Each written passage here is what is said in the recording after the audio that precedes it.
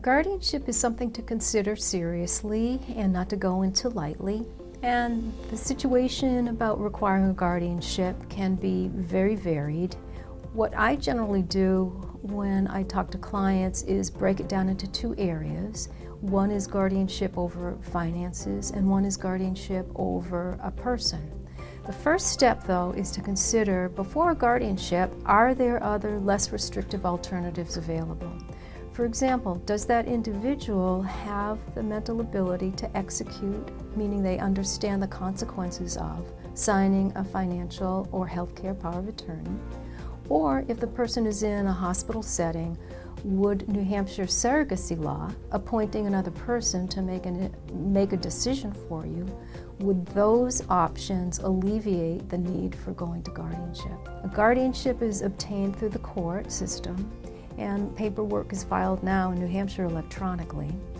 There's always a hearing in the guardianship matter, and in New Hampshire it is an adversarial process, meaning that if you petition for guardianship, let's say it's me, I want to petition for guardianship over my mother, I would have to file something with the court and prove that there's a guardianship that's necessary, and I would need to assert facts which are actual occurrences that occurred within the last 20 days and the last 6 months.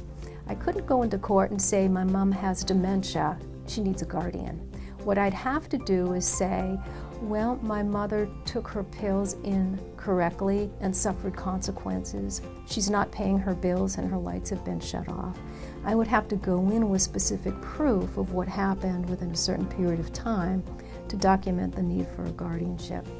In addition, if it were me again petitioning, my mom would be appointed her own attorney. The job of that attorney is to represent my mother whatever her wishes are. So, for example, let's say my mother truly believed she didn't need a guardian. I truly believe she did need a guardian. My mother's attorney would be in the position of presenting a case to say that she does not need a guardian. So we would be in court having a hearing, and that hearing would be adversarial. I would need to put on evidence beyond a reasonable doubt, a significant standard, showing that there is an absolute need for guardian.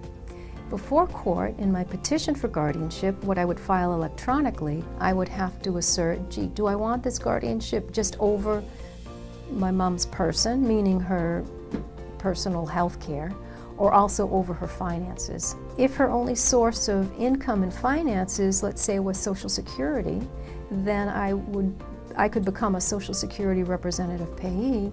I could only then be guardian over the person, and there would be no need for guardian of the estate. What would make sense before seeking guardianship is to think, is there something that's less restrictive, because that's something the court will look at. If there's not an option, then guardianship may be what has to be done.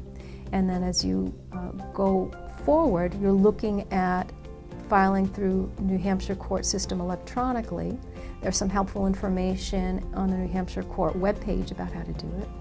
And then having to prepare a case for guardianship and going into court prepared.